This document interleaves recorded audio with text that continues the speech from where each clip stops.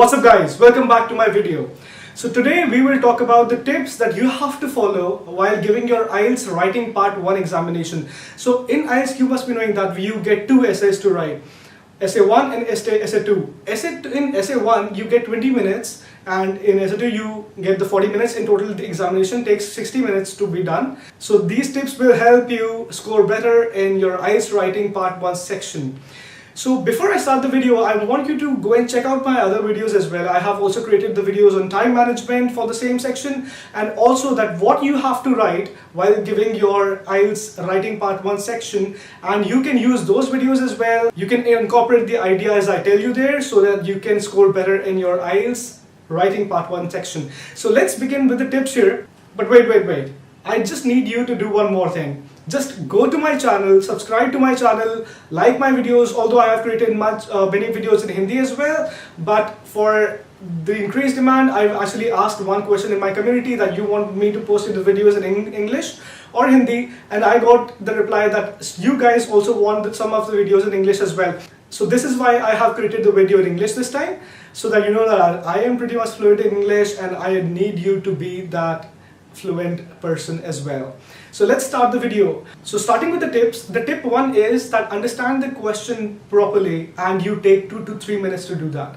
So you have to understand what's written in the question, if that is a map, or if that is a pie chart, if that is a graph, if that is imagery of a process. So you have to look into the question, you have to understand the data there, you have to seek the data if the data is enormously changing once, if there is a sudden change, where the stability is there. So you have to look for this data in your question properly, and I need you to do that by taking the time of at least 2 to 3 minutes, so that you can grasp the information properly, and then you can use that information while writing that essay that you are going to write.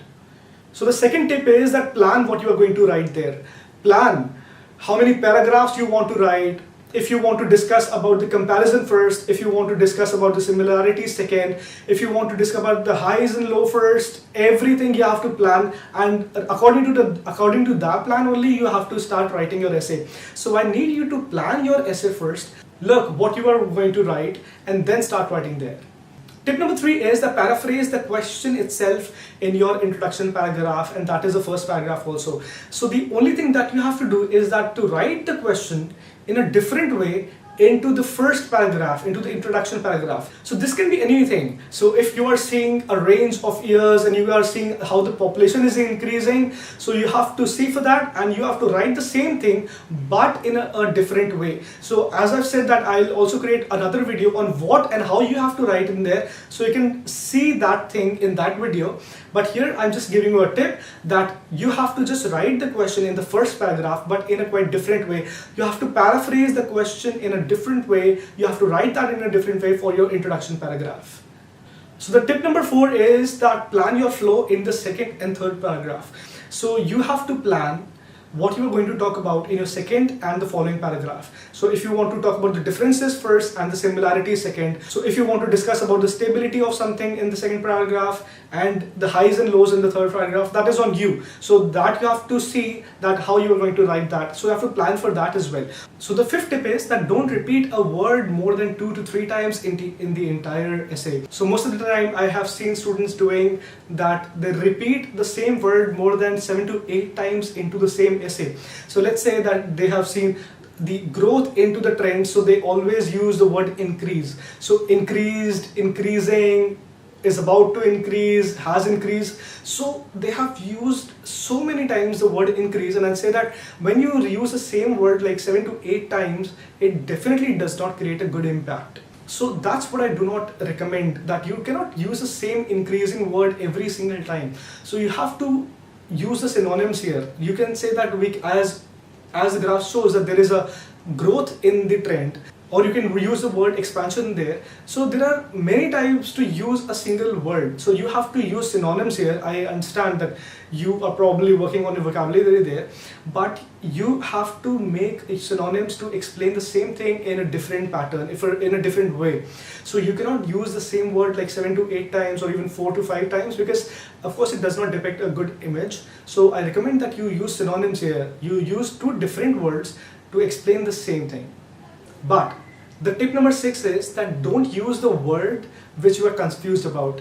So explaining one thing with a word which you are yourself not sure about, that if this carries the same meaning as you want it to have, so do not use that word. If you are confused about what is the meaning of this word, then don't use it. Perhaps use a different word of which you are pretty much sure that this word carries the same meaning. But do not use a word of which you yourself are not sure about the meaning of.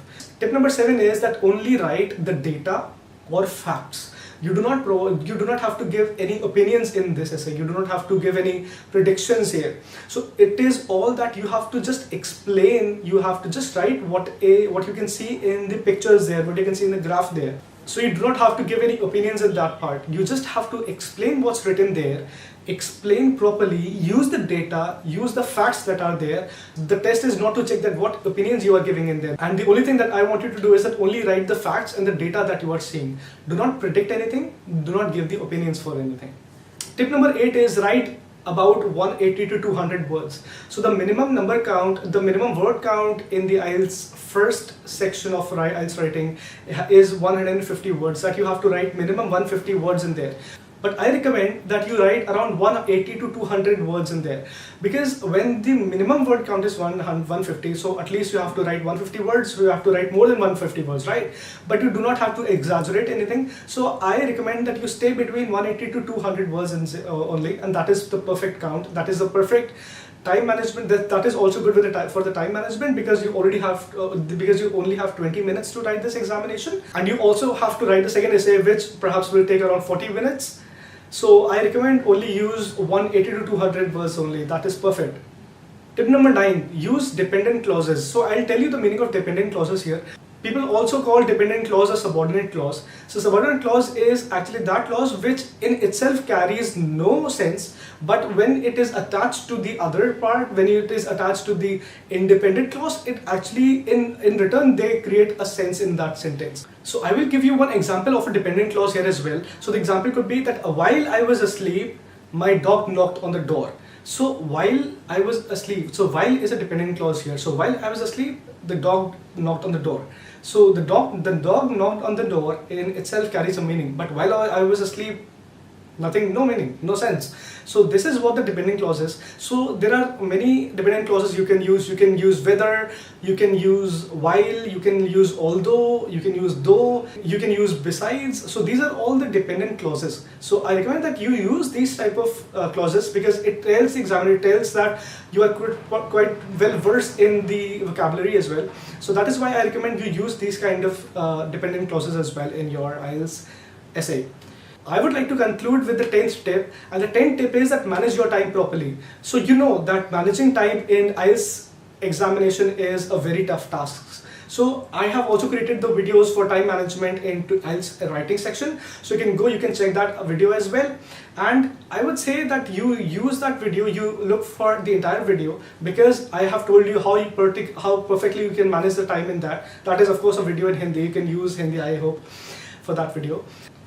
So I have given you 10 tips here that you can follow to get better results in your IELTS writing part 1 section. So use these 10 tips, understand these 10 tips and use them properly, so that I'm pretty much sure that when you understand all these 10 tips, you are going to rock in your IELTS writing part 1 section. So use these tips, manage your time. I will give you another video on what you have to write in these essays. Until the time, thank you so much for watching my videos. You go to my channel, subscribe there, see my other videos as well, and please give me the feedbacks. And if you want me to create more videos on different topics, please let me know in my comments as well, so that I'll create more videos on IELTS writing. I'll create more videos on IELTS, how you can prepare for that, what tips you need to follow, so I can create the video on anything. You just tell me in my comments what you want in my videos, and I will create video on that as well. Thank you so much everyone for watching this video, and have a really nice day. Thank you.